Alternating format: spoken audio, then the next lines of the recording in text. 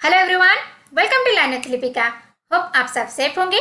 तो चलिए आज की क्लास की शुरुआत करते हैं। आज के क्लास में हम बड़े इंटरेस्टिंग चीज जानेंगे। क्या first question comes to your mind is what is education. ये एजुकेशन है क्या? सब लोग आप बोलते हैं ये एजुकेटेड है, ये अनएजुकेटेड है। Education is very much important for your life. So what is education? This is the best question and it's very important question. So आज की क्लास में हम क्या करेंगे, इस क्वेश्चन के आंसर को ढूंढेंगे। यहाँ पे जानेंगे meaning of education and some narrow and broader meaning. क्या होता है नैरो सेंस एंड संकीर्ण अर्थ क्या होता है और व्यापक अर्थ शिक्षा का क्या होता है, इसके बारे में हम जानेंगे। वीडियो के एंड तक देखिएगा एंड जो भी डाउट होगा आप मुझे कमेंट सेक्शन में लिख के दिखाइएगा। अगर अभी तक आपने इस चैनल को सब्सक्राइब नहीं किया है देन सब्सक्राइब कर दीजिए, साथ में बेल आइकन भी दबा दीजिए एंड बेल आइकन में वो जो ऑल का ऑप्शन है उसे क्लिक कीजिए, क्योंकि बहुत सारे स्टूडेंट्स का कंप्लेन आता है कि वीडियो की नोटिफिकेशन नहीं आती है। आप क्या करेंगे, सब्सक्राइब जो रेड बटन है उसे क्लिक करेंगे, साथ में बेल आइकन भी दबाएंगे। अगर आपको वीडियो में कुछ भी सीखने को मिलेगा देन इसे लाइक कर दीजिएगा, अपने फ्रेंड्स को, सीनियर जूनियर सबके साथ शेयर कीजिएगा। तो चलिए जानते हैं what is education. In today class we will discuss about etymologically meaning of education, यानी कि एजुकेशन जो शब्द है ये कहाँ से आया है, इटोमोलॉजिकल किस वर्ड से वो सब एजुकेशन शब्द निकला है। इसके बाद जानेंगे सिनोनिम ऑफ एजुकेशन, यानी कि शिक्षा जो होती है हमारे एजुकेशन उसके और किस वर्ड होता है।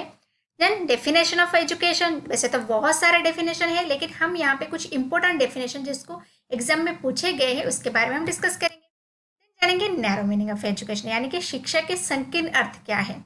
देन जानेंगे ब्रॉडर मीनिंग ऑफ एजुकेशन और वाइडर मीनिंग, यानी कि व्यापक अर्थ शिक्षा का क्या है। देन उसके बाद हम समराइज करेंगे कि व्हाट इज एजुकेशन। इतने सारे को पढ़ने के बाद तो हमें पता चले कि एक्चुअली एजुकेशन है क्या।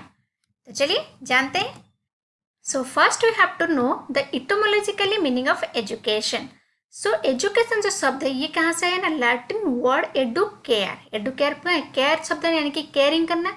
जिसका मतलब क्या है, to bring up, to raise, to nourish, to train और to mould in a desirable form, यानी कि आपके बिहेवियर को एक मतलब मोल्ड करे, एक नरिश करे, आपको ट्रेन करे, ताकि आप जो भी इंसान थे जब आप शिक्षा पाए आपके अंदर एक परिवर्तन आए, आपको नरिश किया जाए, आपको क्रिएट किया जाए, आपको ट्रेन किया जाए इन ए डिजायरेबल फॉर्म।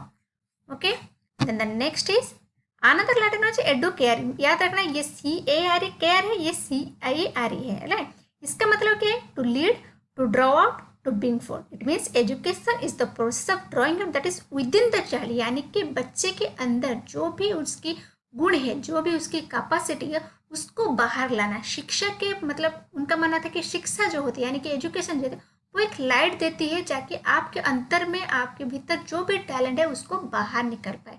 जिससे जब आप एजुकेशन पाते हो आपके अंदर ओपिनियन देने की क्षमता आती है, डिसीजन मेकिंग पावर आती है। आप कहीं चीज जो आपके अंदर छुपा हुआ टैलेंट है उसको आप बाहर निकल पाते हो, तो इसका काम है एजुकेशन का। Then next is education manifest what is inherent in the child. जो बच्चे के अंदर है उसको क्या करना है, मैनिफेस्ट करना है। देन नेक्स्ट अनदर टर्म क्या है, एडुकेटम। एडुकेटम का मतलब क्या है, एक्ट ऑफ टीचिंग और एक्ट ऑफ इंस्ट्रक्शन, यानी कि इसका मतलब क्या होता है, जो टीचिंग देने की एक्ट होती है और इंस्ट्रक्शन देने की एक एक्ट होती है, educatum. The last is e plus duco, means e means क्या है, out of and duco means lead, यानी कि एडुको मीन्स क्या हुआ, इंटरनल एबिलिटी टू एक्सटर्नल, यानी कि जो आपके जो एबिलिटी है, इंटरनल एबिलिटी, आपको एक्सटर्नली इसको लीड करना है। तो ये सारे चीज़ को आप याद रख लेना। आप चाहे MCQ फॉर्म में क्वेश्चन आ सकता है, या तो फिर आप अगर अपनी कॉलेज के या तो फिर BEd के एग्जाम दे रहे हो वहाँ पे सब्जेक्टिव टाइप क्वेश्चन आ रहेगा। इस वजह से मैंने सारे चीज़ को एक नोट्स की तरह आपको दे दिया, आप इसको पढ़ सकते हो। देन चलिए नेक्स्ट। अभी हम जानेंगे सिनोनिम्स ऑफ एजुकेशन, यानी कि एजुकेशन को हम और किस वर्ड से जानते हैं। जैसे शिक्षा, शिक्षा इस सबको पता है, इस वर्ड से हम जानते हैं। तो ये कहाँ से है ना, संस्कृत रूट शास। शास मीन्स क्या होता है, to instruct, to teach, to control, to discipline or to order the rule. Okay. The next is vidya. Vidya derived from the Sanskrit word vid. Vid means क्या होता है, to know, यानी कि जानना. It means implies knowledge. So यहाँ पे क्या होता है, आपके knowledge को imply करना होता है विद्या। Then चलते हैं next. नेक्स्ट हम कुछ डेफिनेशन के बारे में डिस्कस करेंगे। जैसे मैंने बताया था कि बहुत सारा डेफिनेशन है लेकिन मैंने सिर्फ यहाँ पे कुछ इंपॉर्टेंट डेफिनेशन लिए हैं जो एग्जाम में आते हैं। फर्स्ट जानते हैं गांधी जी। गांधी जी कहते थे, by education I mean an all round drawing out the best in child and man body, mind and spirit. Gandhi ji का मानना था एजुकेशन क्या है, बच्चे की सर्वांगीण विकास यानी कि उसकी शारीरिक मानसिक और आत्मिक विकास होना चाहिए था गांधी जी का मानना। देन जानते हैं टैगोर। टैगोर क्या कहते हैं, education makes one's life in harmony with all existence. तो नेक्स्ट जानते हैं विवेकानंद। विवेकानंद का मानना क्या था, education is the manifestation of divine perfection already exist in man. Man is endowed with quality of perfection. जो पहले हमने डिस्कस किया था कि बच्चे के अंदर ही सारी क्वालिटी होती है, तो एजुकेशन क्या होती है, उसको बाहर निकालना उसका काम होता है। Then Aristotle. एरिस्टोटल कहते थे education is the creation of sound mind in a sound body. Okay. Then next आते हैं Plato. Plato means education is the capacity to feel pleasure and pain at the right moment. So then Socrates, education means bringing out the idea of universal validity which are latent in the mind of every man. So इन सारे definition को आप क्या करना है, याद रखना है। Question as it is आ जाता है कि ये डेफिनेशन किसका है। ओके, देन चलते हैं next. So now we will discuss about the narrow meaning of education. Narrow यानी कि संकीर्ण अर्थ क्या है शिक्षा के। शिक्षा के दो अर्थ होते हैं, जैसे संकीर्ण और एक व्यापक। सो पहले जानते हैं संकीर्ण अर्थ। नैरो सेंस क्या होता है एजुकेशन, जहाँ पे हम जो भी एजुकेशन हम क्या पाते हैं, स्कूल कॉलेज और यूनिवर्सिटी से जो भी हम एजुकेशन फॉर्मल एजुकेशन पाते हैं उसको हम बोलते हैं नैरो एजुकेशन। यानी कि आप जब स्कूल से गए हो एंड अभी तक जो पढ़ रहे हो, ये सबको हम बोलते हैं नैरो एजुकेशन।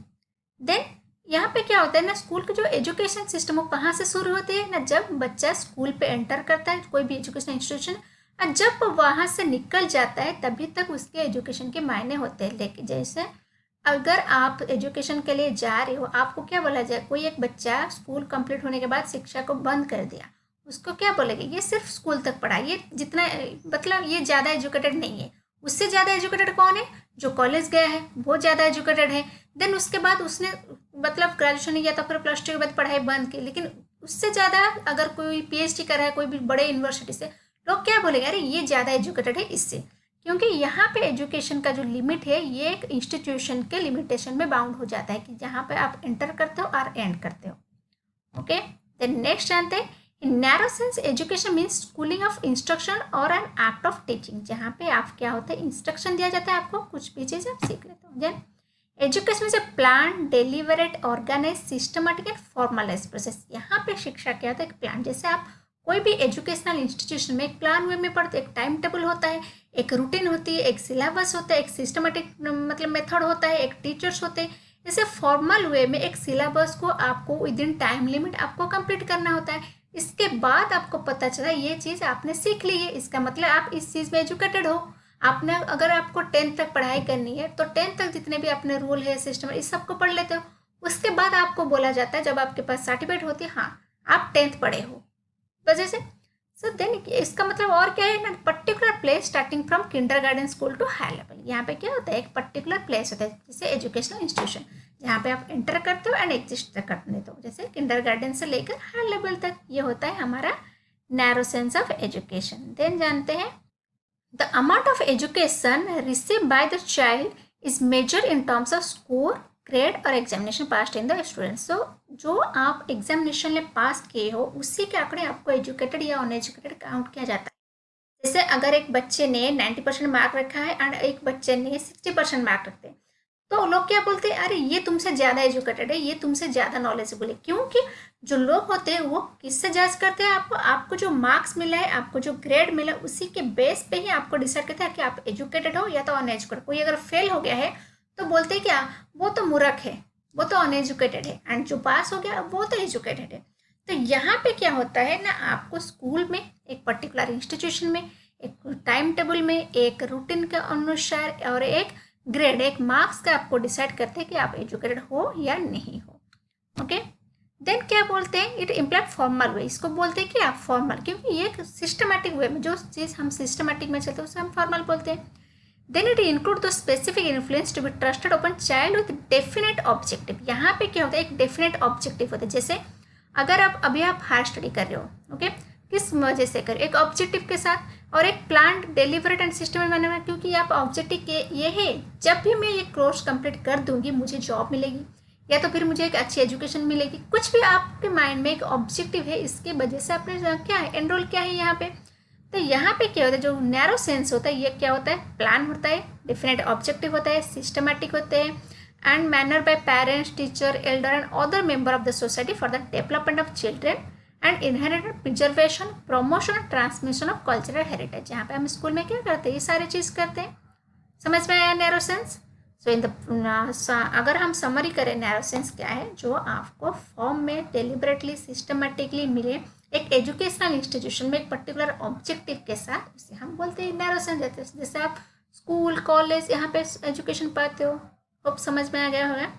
देन चलते हैं वाइडर मीनिंग को बारे में। नेक्स्ट जानते हैं ब्रॉडर और वाइडर मीनिंग ऑफ एजुकेशन।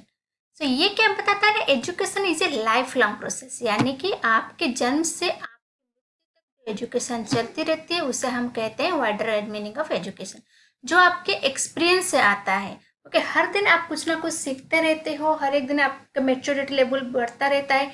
ये सारे एक्सपीरियंस से हम जो नॉलेज गेन करते हैं, जो लाइफ सीखते हैं, उसे हम क्या कहते हैं, वाइडर मीनिंग ऑफ एजुकेशन।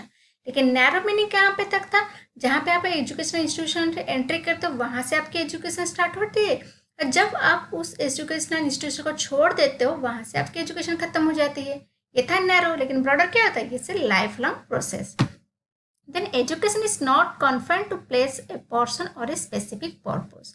लेकिन नैरो मीनिंग में ये था। लेकिन so broader sense of education क्या कहते हैं, जितने भी फॉर्मल, इनफॉर्मल, नॉन फॉर्मल सारे आते हैं, सारे ब्रॉडर के अंडर में आते हैं। लेकिन नैरो में सिर्फ फॉर्मल एजुकेशन आता था। यहाँ पे क्या होता है, जितने भी एजुकेशन, आप कहीं से भी एजुकेशन ले सकते हो, वो स्कूल से ले सकते हो, घर से ले सकते हो, सोसाइटी से ले सकते हो। अपने लाइफ में ऐसे कोई इंसिडेंट होती है, जैसे लाइफ को हम सबसे बड़े टीचर मानते हैं कभी कभी, कि लाइफ तूने जो सिखाया वो हम कहीं पे भी नहीं सीखे हैं। तो अपने लाइफ के एक्सपीरियंस कहीं से भी आप एजुकेशन ले सकते हो, इसे कहते हैं हम wider meaning of education. Okay, यहाँ पे क्या होता है ना, talks whatever elite and horizontal depends upon insight, refine our behaviour, stimulus our thinking, feeling and doing have educational value. यहाँ पे क्या होता है, हमने जो हमारे जो थिंकिंग में चेंजेस आती है, बिहेवियर में चेंजेस आती है, इस सबको हम वाइडर मीनिंग कहते हैं।